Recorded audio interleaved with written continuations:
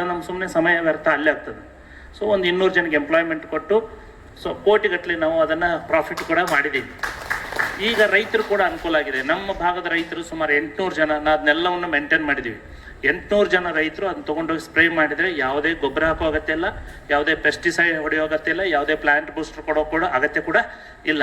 ನಾವು ಹೇಳಿದ್ನೆಲ್ಲ ಬ್ರ್ಯಾಂಡಿಂಗ್ ಕೂಡ ಮಾಡಿಲ್ಲ. ನಾವೊಂದು ಕ್ಯಾನ್ ಕೊಡ್ತೀವಿ ರಿಪ್ಲೇಸ್ಮೆಂಟ್, ಒಂದು ಕ್ಯಾನ್ ತಂದರೆ ಮತ್ತೊಂದು ಕ್ಯಾನ್ ಫ್ರೀಯಾಗಿ ನಾವು ಅವ್ರಿಗೆ ಕೊಟ್ಟಿರ್ತೀವಿ. ಆ ರೀತಿ ಇಲ್ಲೇ ಮಾಡ್ತಾ ಇದ್ದೀವಿ. ನಮಗೂ ಕೃಷಿಯಲ್ಲಿ ಆಸಕ್ತಿ. ನಾವು ಯಾರಿಗೂ ಬೇಡವಾದ ಪದಾರ್ಥದಿಂದ ಇಷ್ಟು ಕೆಲಸ ಮಾಡಿದಾಗ ಭೂಮಿ ತಾಯಿ ಬಂಗಾರದ ಬೆಳೆಯನ್ನೇ ಕೊಡ್ತಾಳೆ. ವೀಕ್ಷಕರೇ ನಮಸ್ಕಾರ. ನಿಮ್ಮ ಸಿರಿಮನ ಯೂಟ್ಯೂಬ್ ಚಾನಲ್ಗೆ ಆತ್ಮೀಯ ಸ್ವಾಗತ. ಇತ್ತೀಚೆಗೆ ಶ್ರೀ ಕಾಡಸಿದ್ದೇಶ್ವರ ಸ್ವಾಮೀಜಿ ಕನ್ನೇರಿ ಮಠ ಇವರ ಕೃಪಾಶೀರ್ವಾದದೊಂದಿಗೆ 3 ದಿನಗಳ ಸಾವಯವ ಕೃಷಿಕರ ಕಾರ್ಯಾಗಾರವನ್ನು ಶ್ರೀ ಕನ್ನೇರಿ ಮಠದ ಆವರಣದಲ್ಲಿ ಏರ್ಪಡಿಸಲಾಗಿತ್ತು ಸ್ನೇಹಿತರೆ. ಈ ಒಂದು ಕಾರ್ಯಕ್ರಮದಲ್ಲಿ 3 ಜನ ಕೃಷಿ ಋಷಿಗಳು ವೇದಿಕೆ ಮೇಲಿದ್ದದ್ದನ್ನು ನಾವು ಗಮನಿಸಿದೆವು. ಈ 3 ಜನ ಕೃಷಿ ಋಷಿಗಳು ಖಂಡಿತವಾಗಿ ಇದು 100 ಆಗಲಿ ಅಂತೇಳಿ ನಾವು ಹಾರೈಸ್ತೇವೆ ಸ್ನೇಹಿತರೆ. ಯಾಕೆಂದರೆ ಇಂತಹ ಕೃಷಿಕರಿಗಾಗಿ ಇವರು ಕೊಡ್ತಕ್ಕಂಥ ಕಾಣಿಕೆಗಳು ಬಹಳ ಅಪರೂಪವಾದದ್ದು. ಈ ದಿನದ ಒಂದು ವಿಡಿಯೋದಲ್ಲಿ ಶ್ರೀ ನಿಜಲಿಂಗೇಶ್ವರ ಸ್ವಾಮೀಜಿ, ಶ್ರೀ ಜಗದ್ಗುರು ಸಿದ್ಧ ಸಂಸ್ಥಾನ ಮಠ ನಿಡಸೋಸಿ ಈ ಜಗದ್ಗುರುಗಳು ತಮ್ಮ ಪ್ರವಚನದಲ್ಲಿ ತಿಳಿಸ್ತಾರೆ. ಅವರೇ ಪ್ರಯೋಗ ಮಾಡಿದಂತಹ ಒಂದು ಗೊಬ್ಬರದ ಬಗ್ಗೆ ಖಂಡಿತವಾಗೂ ಬಹಳ ವಿಶೇಷವಾಗಿದೆ. ಆ ವಿಶೇಷತೆ ಏನೆಂಬುದನ್ನು ಅವ್ರ ಬಾಯಿಂದಲೇ ನಾವು ಕೇಳಿ ತಿಳ್ಕೋಬೇಕು.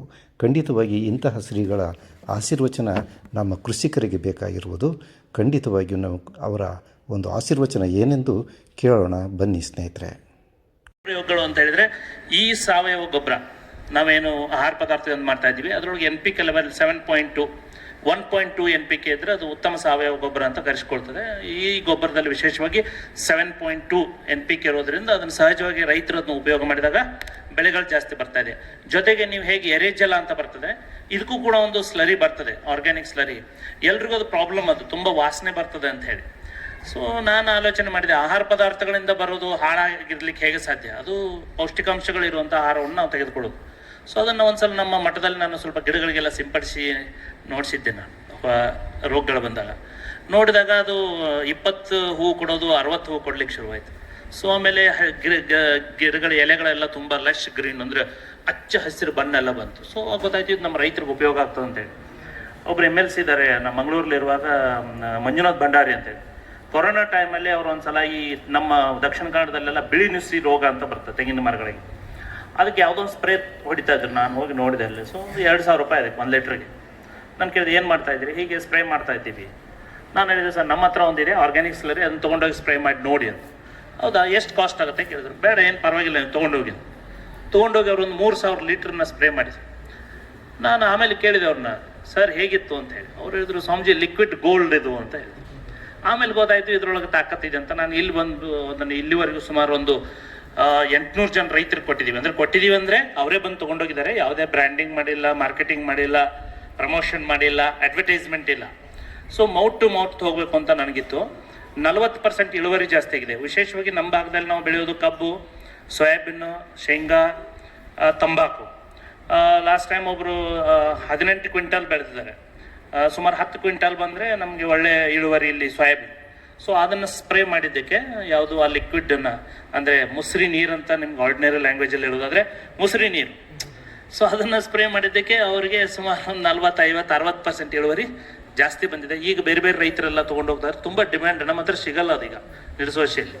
ಸೊ ಹಾಗಾಗಿ ನಮಗೋದಕ್ಕೂ ಕೃಷಿಗೂ ಸಂಬಂಧ. ಈಗ ನಮ್ಮ ಹತ್ರ ಸ್ವಲ್ಪ ಕಡಿಮೆ ಕೆಪಾಸಿಟಿ ಇದ್ದು, ನಾವು 200 kg ಪರ್ ಡೇ ಕೆಪಾಸಿಟಿ ಇದ್ದು ನಿಡಸೋಶಿಯಲ್ಲಿ ಪ್ಲಾಂಟ್ ಮಾಡಿದ್ದೀವಿ ಹಸಿ ಕಸದ ನಿರ್ವಹಣೆಗಾಗಿ. ಮತ್ತು ಒಣ ಕಸ ಕೂಡ ನಿಮಗೆಲ್ಲ ಗೊತ್ತಿದೆ. ಇವತ್ತು ಪ್ಲಾಸ್ಟಿಕ್ ಅಂದರೆ ದೊಡ್ಡ ಒಂದು ಮಾರಿ. ಸೊ ನಮಗೆಲ್ಲರಿಗೂ ಸಮಸ್ಯೆ ಆಗಿದೆ. ನಮಗಷ್ಟಲ್ಲ, ಇಡೀ ದೇಶಕ್ಕೆ, ಇಡೀ ವಿಶ್ವಕ್ಕೆ ಅದು ಸಮಸ್ಯೆ.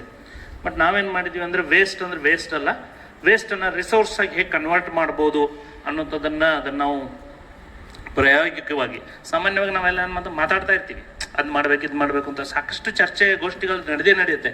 ಬಟ್ ಪ್ರಾಕ್ಟಿಕಲ್ ಆಗಿ ಮಾಡಲಿಕ್ಕೆ ಎಷ್ಟು ಜನರಿಗೆ ಸಾಧ್ಯ ಅದನ್ನು ಅನ್ನೋ ದೃಷ್ಟಿಯಿಂದ ನಾವು ಪ್ರಾಕ್ಟಿಕಲ್ ಆಗಿ ಮಾಡಬೇಕು ಅನ್ನೋ ದೃಷ್ಟಿಯಿಂದ ಒಂದು 4 ಸ್ಟಾರ್ಟಪ್ಗಳನ್ನ ಮಾಡಿ ಇಲ್ಲಿವರೆಗೂ ಒಂದು 200 ಜನರಿಗೆ ಎಂಪ್ಲಾಯ್ಮೆಂಟು ಕೊಟ್ಟಿದ್ದೀವಿ. ಮತ್ತು ಇದೊಂದು ಲಾಭದಾಯಕ ಉದ್ಯಮ. ಇದು ಯಾರಿಂದನೂ ನಾವು ಸರ್ಕಾರದ ಹತ್ರ ಯಾವತ್ತೂ ಹೋಗಲ್ಲ. ಸರ್ಕಾರದ ಹತ್ರ ಹೋದ್ರೆ ನಿಮ್ಮ ಟೈಮ್ ವೇಸ್ಟ್. ಸಬ್ಸಿಡಿ ಅಂತ ಹೋಗೋದು, ಅಥವಾ ಲೋನ್ ಅಂತ ಹೋಗೋದು, ಅಥವಾ ಅವ್ರಿಗೆ ಗ್ರ್ಯಾಂಟ್ ಅಂತ ಹೋಗೋದು, ಅವ್ರ ಹಿಂದೆ ಹೋಗೋದು, ಇನ್ವೆಸ್ಟ್ಮೆಂಟು. ನಾವು ಇದನ್ನು ಯಾವುದೂ ಮಾಡಲಿಲ್ಲ, ನಾವೇ ನೇರವಾಗಿ ಮಾಡಿದ್ದೀವಿ. ಇಲ್ಲ ನಮ್ಮ ಸುಮ್ಮನೆ ಸಮಯ ವ್ಯರ್ಥ ಅಲ್ಲೇ ಆಗ್ತದೆ.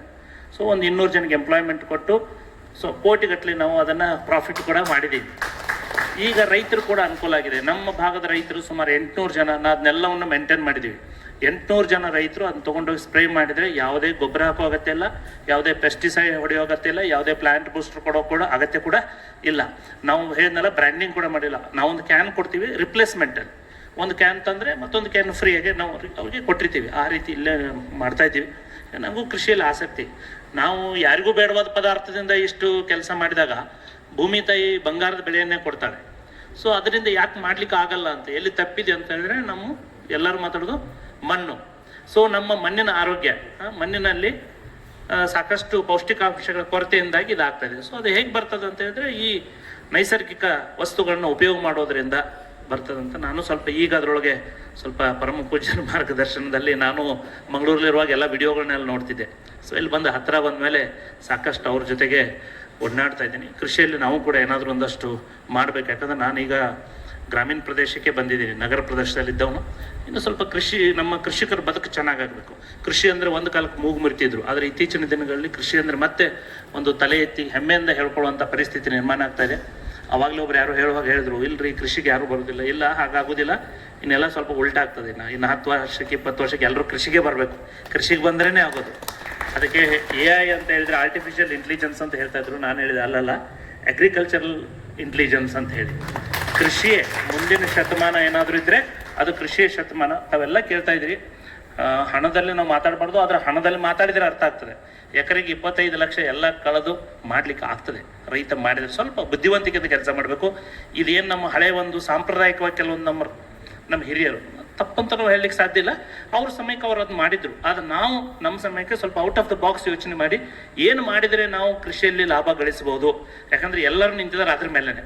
ಹಾಗಾಗಿ ಆ ಹಿನ್ನೆಲೆಯೊಳಗೆ ತಾವೆಲ್ಲ ಇವತ್ತು ಪ್ರತಿ ವರ್ಷ ಕಳೆದ 8 ವರ್ಷಗಳಿಂದ ಈ ಶಿಬಿರಕ್ಕೆ ಬರ್ತಾ ಇದ್ದೀರಿ. ಸ್ವಾಮೀಜಿಯವ್ರ ವಿಶೇಷ ಕಲ್ಪನೆ ಈ ಕೃಷಿ ಆಶ್ರಮ, ಈ ಕಲ್ಚರ್ ಬರಬೇಕು. ಇವತ್ತು ಜಗತ್ತು ಬಳಲ್ತಾ ಇದೆ. ಯಾವುದರಿಂದಾಗಿ? ಅಲ್ಲಿಂದ ಗ್ಯಾಸ್ ಬರಬೇಕು. ನಮ್ಮಲ್ಲೇ ಸೌದೆ ಒಲೆ ನಿಲ್ಲಿಸಿದ್ರು, ಗ್ಯಾಸ್ ಕೊಡ್ತೀವಂತ. ಈಗ ಗ್ಯಾಸ್ ಇಲ್ಲ. ಈಗ ಮುಂಚೆ ನಾವು ಎತ್ತಿನ ಬಂಡಿಯಲ್ಲೆಲ್ಲ ಹೋಗ್ತಿದ್ವಿ, ಅದನ್ನು ನಿಲ್ಲಿಸಿದ್ರು, ವೆಹಿಕಲ್ಗಳನ್ನು ಕೊಟ್ಟರು. ಇವತ್ತು ಪೆಟ್ರೋಲ್ ಇಲ್ಲ.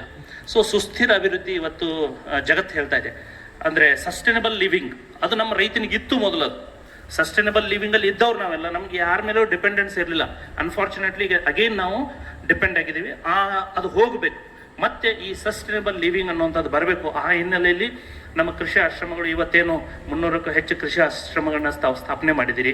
ಇಲ್ಲಿ ಸುಮಾರು 40-50 ಜನ ಇವತ್ತು ಸರ್ಟಿಫಿಕೇಟ್ಗಳನ್ನು ತೊಗೊಂಡಿದ್ದೀರಿ. ಅದು ನಿಜವಾಗೂ ಈ ಜಗತ್ತಿಗೆ ಒಂದು ಕಾಂಟ್ರಿಬ್ಯೂಷನ್, ನಮ್ಮ ದೇಶಕ್ಕಷ್ಟೇ ಅಲ್ಲ, ಈ ಜಗತ್ತಿಗೊಂದು ಕೊಡುಗೆ ನಿಮ್ಮಿಂದ. ಇನ್ನೂ ಹೆಚ್ಚು ಹೆಚ್ಚು ಕೃಷಿ ಆಶ್ರಮಗಳು ನಮ್ಮ ಕರ್ನಾಟಕ ಮತ್ತು ಈ ಭಾಗದಲ್ಲೆಲ್ಲ ಬರಲಿ ಅಂತ ನಾನು ಆಶಯ ವ್ಯಕ್ತಪಡಿಸ್ತಾ, ಮುಂದಿನ ದಿನಮಾನಗಳಲ್ಲಿ ನಿಮ್ಮ ಸಂಖ್ಯೆ ಹೆಚ್ಚಾಗಲಿ. ನಮ್ಮ ಭಾರತ ದೇಶದಿಂದ ನಾವು ಬೇರೆದವ್ರಿಗೆ ಕೊಡುಗೆ ಕೊಡಬೇಕು, ನಾವು ಒಂದು ಮಾದರಿ ಆಗಬೇಕು. ಆ ಹಿನ್ನೆಲೆಯಲ್ಲಿ ನಿಮ್ಮೆಲ್ಲರ ಪ್ರಯತ್ನ ಶ್ಲಾಘನೀಯ. ನಿಮಗೆಲ್ಲರಿಗೂ ಅಭಿನಂದನೆ ಹೇಳ್ತೀನಿ. ನಾನು ಮಾತನಾಡಲಿಕ್ಕೆ ಅವಕಾಶ ಮಾಡಿಕೊಟ್ಟಿರ್ತಕ್ಕಂಥ ಪರಮ ಪೂಜ್ಯರಲ್ಲಿ ನನ್ನ 2 ಮಾತುಗಳನ್ನ ಅರ್ಪಿಸ್ತೇನೆ. ಎಲ್ಲರಿಗೂ ಶುಭವಾಗಲಿ. ನಮಸ್ಕಾರ.